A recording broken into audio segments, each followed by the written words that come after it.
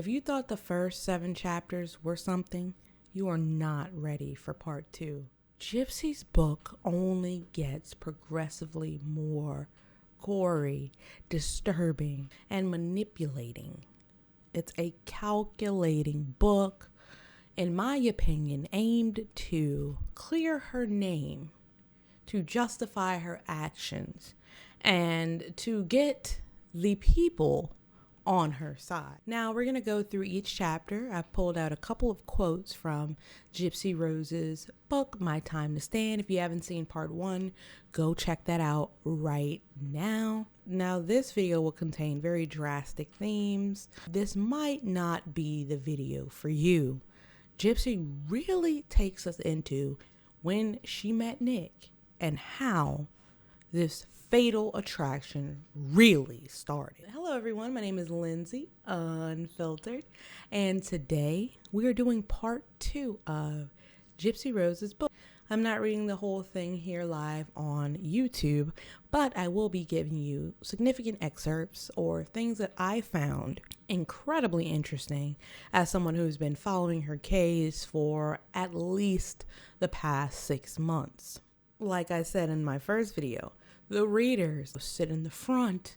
There are key details that I want you to look at, and the listeners sit in the back. I know I said I ended last video on chapter 7, but it was not chapter 7. It was chapter 8, like into chapter 8, the beginning of chapter 8, when we first start talking about Dan. Gypsy's relationship with Dan and her newfound femininity and her newfound puberty and adolescence and thirst for getting to know members of the opposite sex. But we need to pick up on chapter 8.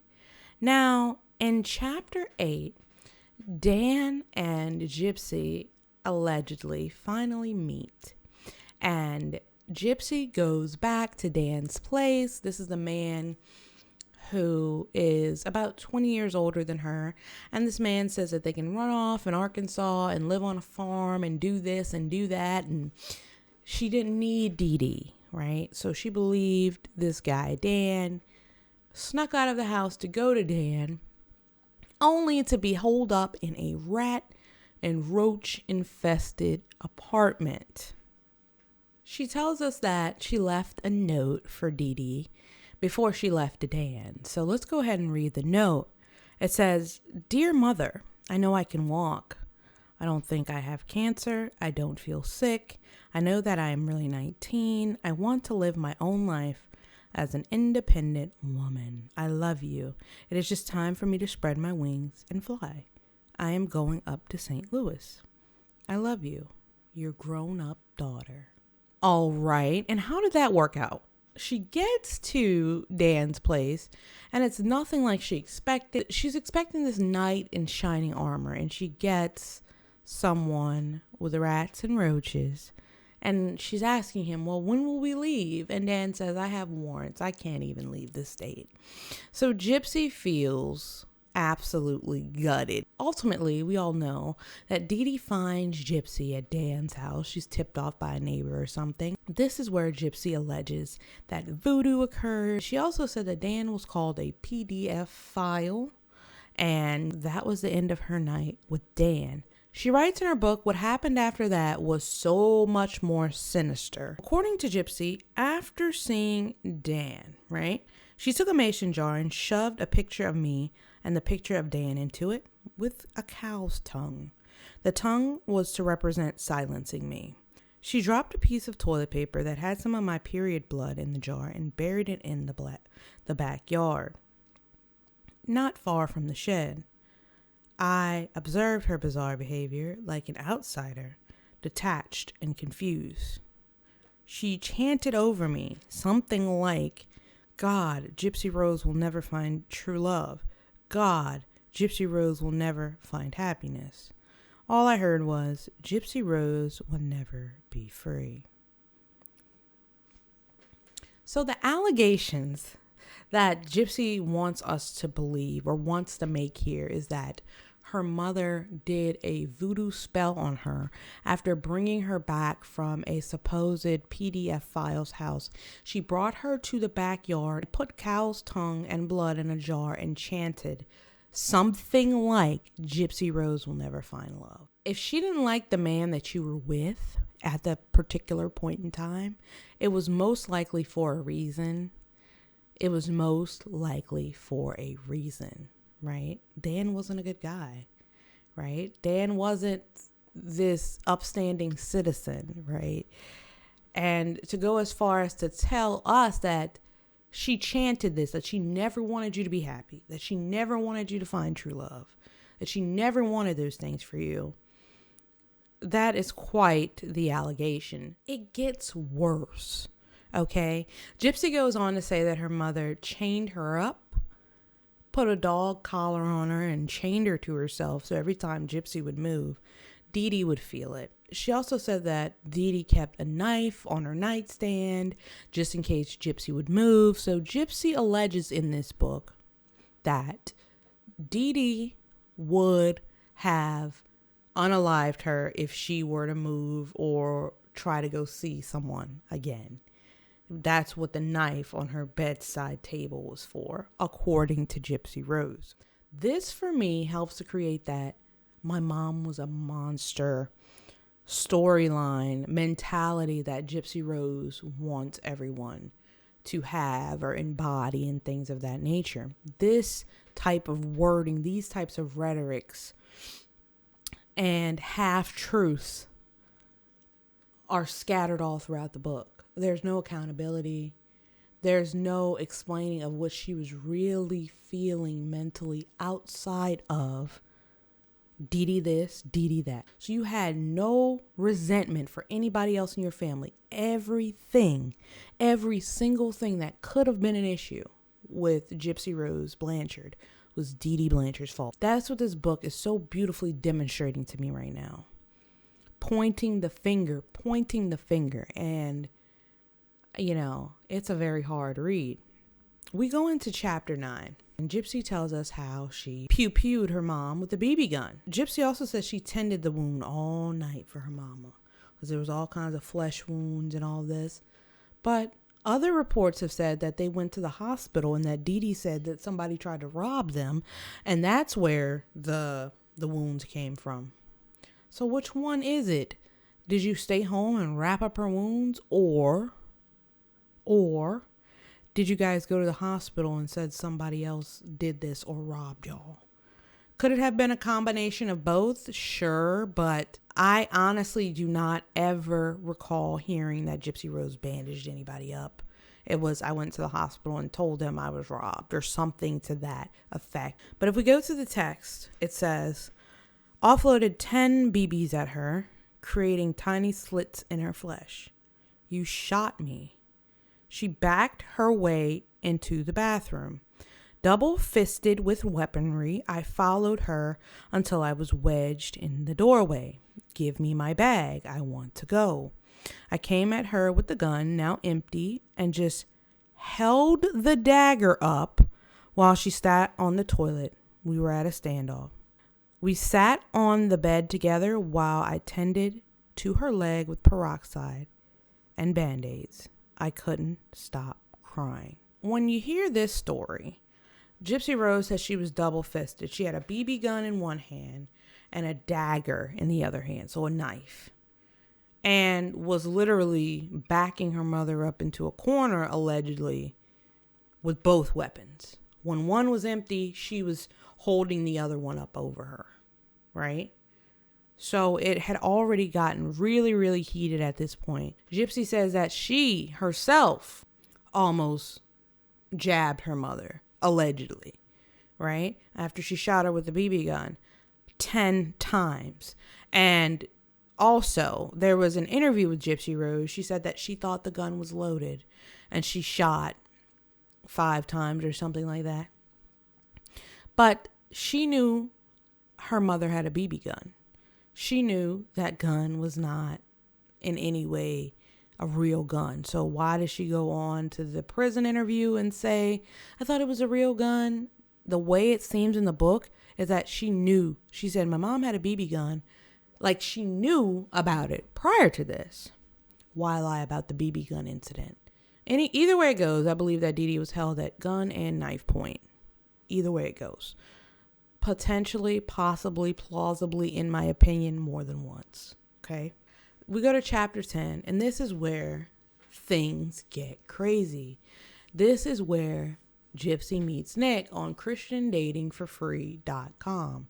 Oh, the irony. This is a website for honest Christian folk to get online and try to find the love of their life.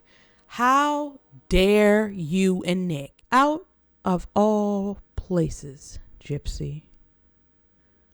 ChristianDatingForFree.com. That takes me. She says she wants to be real with Nick with no fake persona, right? But as we come to find out, there's like 5 or 6 personas, 4 personas. I don't know all of their names, but she discusses them. She comes to the book and is open and literally contradicts herself sentences later. She says, I wanted to be myself. I didn't want to have to put on a persona, but you put on multiple. In this chapter, she says, I met Nick on ChristianDatingForFree.com on October 12th, 2012. Creating my profile allowed me the freedom to create something real and let go of my false persona. I dressed the way I thought I would look if I had grown up normal. So you made the site to get away from your fake persona, but then you were led into a relationship where you were everything but your real persona, and you still continued that relationship. Why? Why? The question is why? Before we get into Nick, the question is why? If you wanted to be yourself, Gypsy Rose Blanchard, then why did you allow Nick to make you Kitty, Demoral, all those other freaking creatures? Let me know. She has horrible allegations of Nick putting her into situations that she would call slavery. And even when she was uncomfortable, he still made her do things. She was basically held against her will in some of these things because she didn't want to say no. She didn't want to let him down because they had this whole alternate universe. She explains it in the book, and I'm like still trying to grasp it in my head to this point. They had this whole alternate reality that they lived in.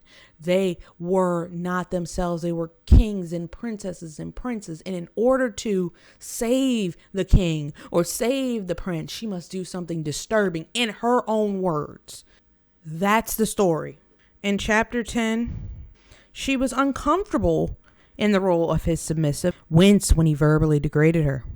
But Nick would balance that out with an intricate fantasy world containing realms of good versus evil, which reminded me of the sci-fi conventions and the stories and movies I enjoyed and needed to believe in. So she's bringing this back on Dee Dee, guys. She's saying, because I needed to believe in these intricate sci-fi movies and I needed to believe in all of these things, I felt safe with Nick.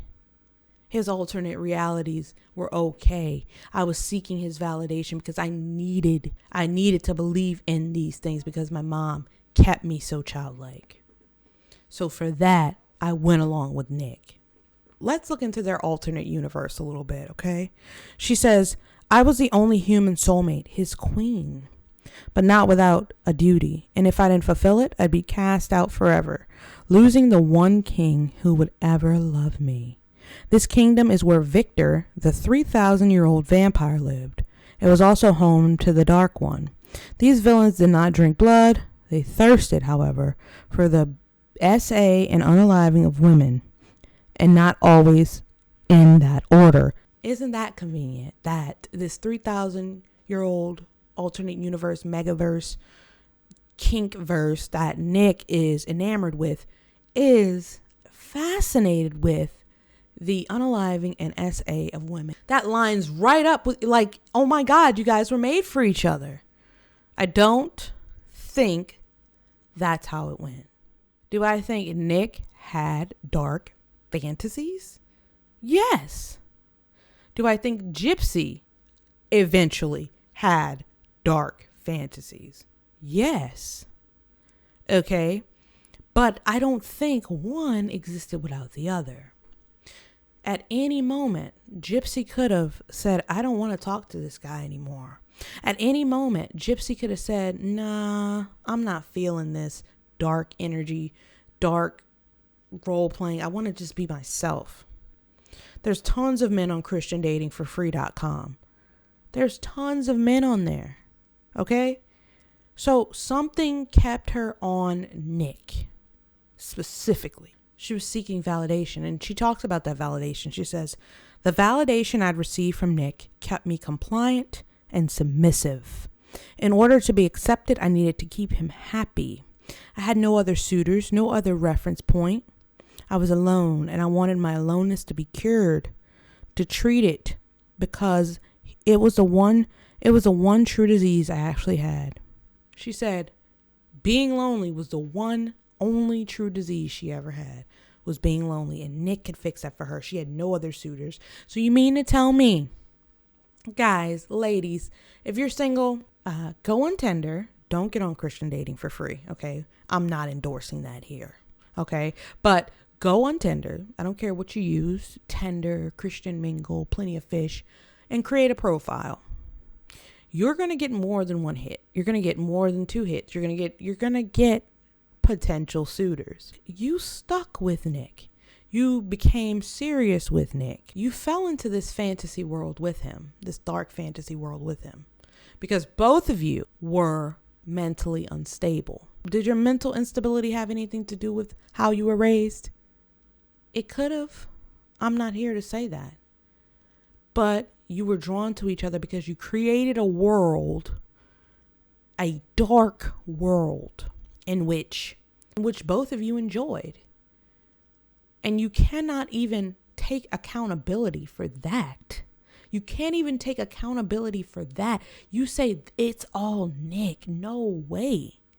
So you mean to tell me if everybody who's watching this makes a profile today and someone's talking about the dark things that Nick was talking about, they're going to continue to talk because he's the only suitor and they're lonely?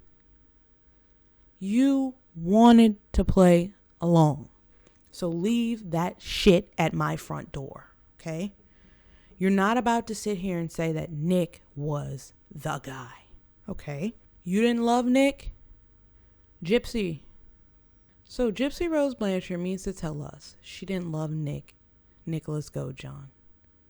After all the text messages we read, after all of the things that we looked through, you didn't love Nicholas Gojon? You didn't care about Nicholas Gojon? He was making you do things you were uncomfortable with? And you just went along to be along? That is untrue in my humble opinion, right? In chapter 11, they start to talk about how they went to the movies, set up the movie date, the awkward movie date, right? And we heard about the movie date 1,000 different times, 1,000 different ways. The act was the first way that it was brought upon me. Gypsy tells it a whole different way. Her and Nick are trying to find out ways to be together because they're inseparable, right? So they're trying to find out ways to be together. So Gypsy and Nick come up with a plan, allegedly, to meet Dee Dee at a movie theater, bumping into Nick and starting up a romance from randomly bumping into a strange guy in a Cinderella movie, right? Okay. The plan doesn't go over well because as soon as they get in the movie theater, Nick kind of blows it. He awkwardly walks up to Gypsy and is like, hi. And her mom is like, what the heck is going on here? You know, imagine that. Like you're at a movie theater and you're bringing someone to the movies and a guy walks up and is like, hi. You're going to be like, what the fuck? Right? So Gypsy tells us she's on her period during this date and she asks to go sit by Nick. Her mom says no. And they end up going to the bathroom together. And she says that she is shocked that her mom lets her go to the bathroom. She wonders if her mom let her go to the bathroom just so she can be upset about it later. It's just so bizarre, right? Gypsy says in chapter 11, it was when she felt excluded or she felt I was leaving her that she'd unleash her wrath. Nick made an addition to our meet cute plan. I will take your virginity at the movie theater with lust in his voice, and you will be mine forever. I will own you. When we get to the bathroom scene, it goes a little bit like this. I told her I was going to the bathroom. She let me go alone. Looking back now, I don't know why she did. Was it a trap? Did she want to give me enough rope to hang myself? If she didn't let me go, she wouldn't have been able to punish me. Or did she really let her guard down? After Dan, I don't think that was possible. So Gypsy Rose accuses Dee Dee of only letting her go to the bathroom by herself because she wanted to be able to punish her when she got back from the bathroom. That is a stretch. That is a stretch. And that's just baloney. Like, don't go then. If you feel like you're about to receive this brutal, agonizing punishment, pain, or whatever, why would you go? And then you go and then you say, oh, I think she's just doing it so she can terrorize me later. No. Dee Dee and Gypsy leave the movies with Nick. They go into the bathroom with Gypsy apparently in a diaper and on her period. And things go downhill from there. They leave the movie theater and apparently Dee Dee is pissed, okay? According to Gypsy Rose, Dee Dee is calling her everything but a child of God because Nick was in the movie theater, because she assumed something was going on with her and Nick. And she says that Dee Dee tells her, "What were you thinking?" She said, "I could tell that she was seething because she was sighing to catch air and her breathing erratic and heavy. Are you trying to kill me? You know I'm not well, Gypsy. I swear if I die, it'll be you who killed me. You already tried to shoot me once." And Dee Dee was right. Dee Dee was right. But I don't know what Dee Dee meant by, "Are you trying to kill me, Gypsy?" I don't know what she meant by that. Like, give her a stroke? Or did she know something about Nick and Gypsy's conversations prior to the first time they met? Did she know something about Gypsy and Nick's conversations prior to the first time they met? How easy would it have been for Dee Dee to see a message? How easy would it have been for Dee Dee to see that face on her phone? Dee Dee may or may not have known who Nick was, known Nick had dark intentions. So the "are you trying to kill me?" It's eerie, right? Gypsy says that Dee Dee locked her inside of a play shed after the movies, and that was her punishment for going to the movies with her mom to watch Cinderella while Nick was also in the theater. It makes no sense. Things about the movie theater have not been cleared up. There are holes in the movie theater story. I don't care what anybody says. There's holes there. You mean to tell me Dee Dee said nothing? In chapter 12, Gypsy finally gets to look at all of her medical records. It's like an intermission chapter. So she's looking through all of her medical records at her new house with her husband, Ryan Anderson, at the time. So she has them all spread out and she's looking at the papers while Ryan goes to work. And Gypsy, in Gypsy fashion, talks about the sanctity of marriage. Let's hear it. In chapter 12, she says, "Of Ryan, he doesn't have to return if he doesn't want to. And when he does, it reinforces the commitment and loyalty of marriage. I am worth being returned to."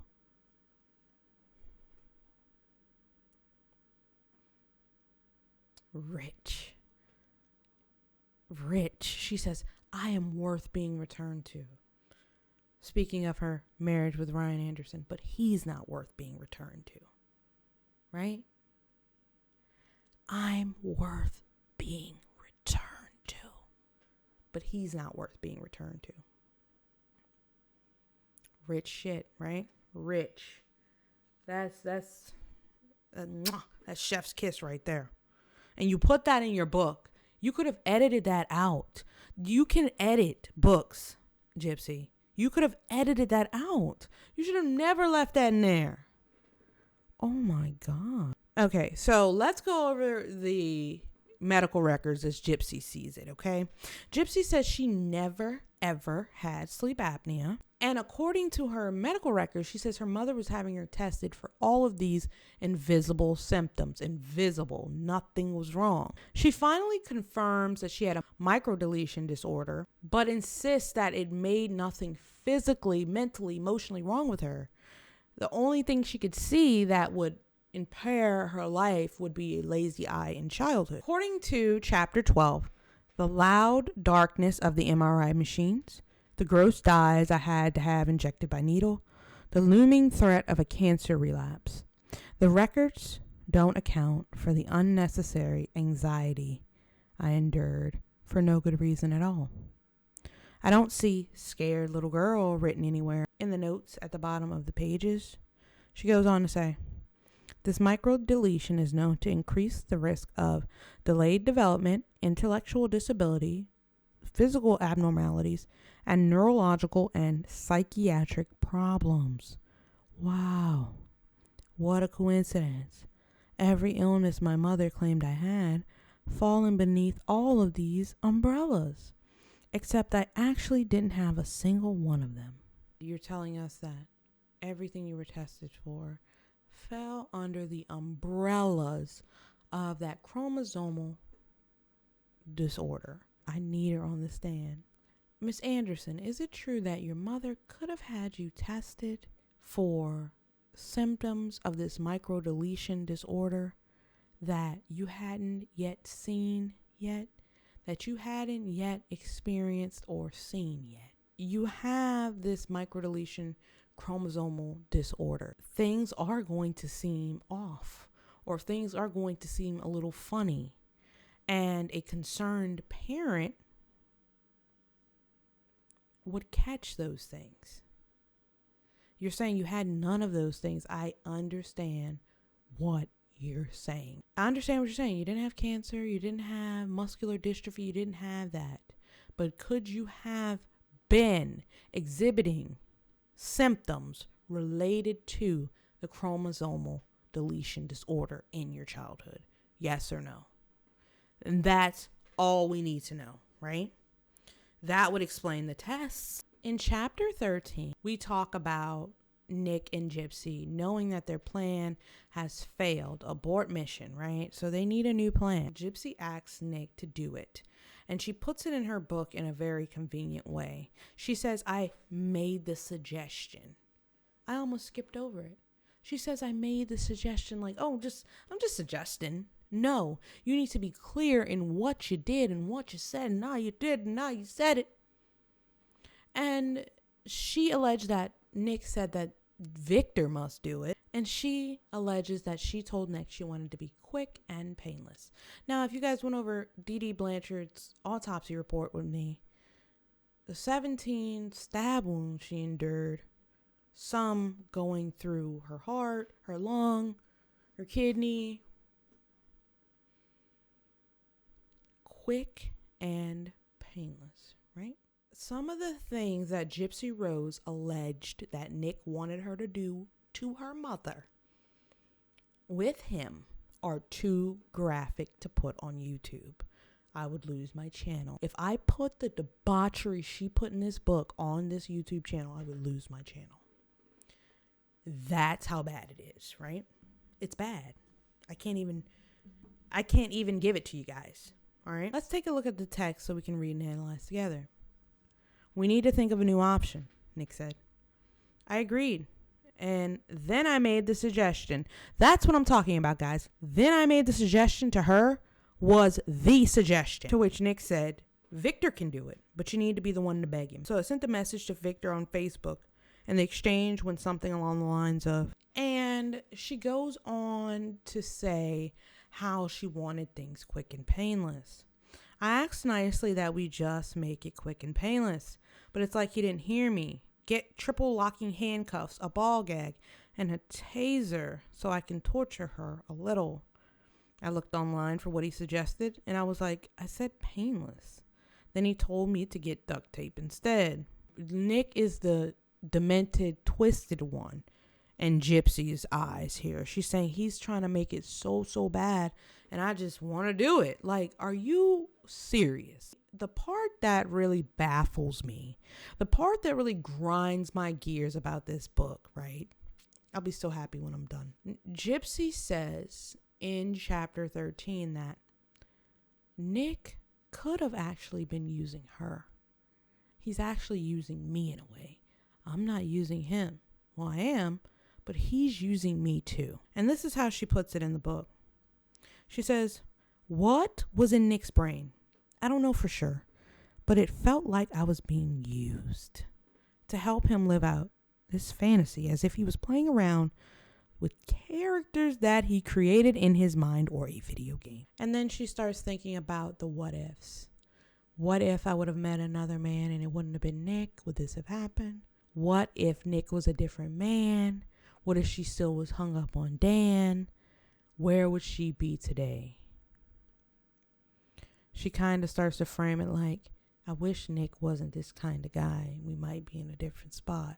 Or I wish I had have stayed with Dan. Or I wish I wasn't taking drugs at the time. On 14, we get into the day they commit the act. And she describes it pretty accurately to what we have heard from law enforcement and everyone else.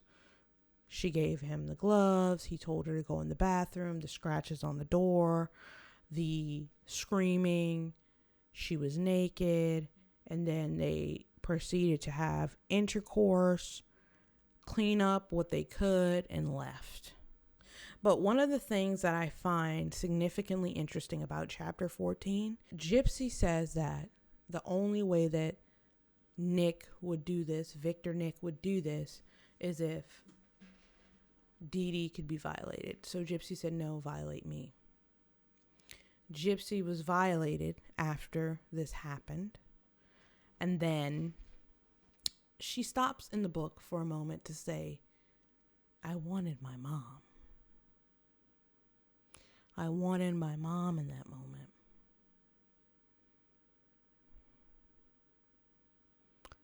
Real life. Real life. And it's exhausting. It's exhausting to read, right? There are some details in here that I couldn't put on YouTube, some things that are just too out of the way, you know? But we still have a good 40% of the book left to go. And we're already on chapter 15 is where we're going to pick up the next video. Absolutely crazy. I can foreshadow for the next part of the book that she's going to be like, I'm in jail and I finally feel so alive. I finally have my independence and my freedom and this and that because my mother took it away. Like, come on. I was gullible to think that any accountability would be taken here. I was gullible to think that. It all turns on Nick. It all turns on Dee Dee. But you don't see any blame for anybody else but those two people who are no longer around to speak for themselves. And that says everything. But, guys, like I said, I'm going to finish this up. It'll probably be up on either Monday or Tuesday, the last part. I'm going to be going live every day in January, guys. Every single day to get these subs up. We can talk about Gypsy, but I'm also interested in other topics as well, guys. Conspiracy theories, scandals, celebrity stuff, a little bit of humorous stuff. So we're going to try to have fun and run up a subathon for the month of January. I'm really excited. Thank you for everyone who watched the last video. Thank you for everyone who shared the last video. Thank you for everyone who subbed up. Thank you so much. I appreciate each and every one of you. I have some pretty cool stuff coming on the way. So stay tuned. This has been Lindsay Unfiltered. Love you guys. Bye now.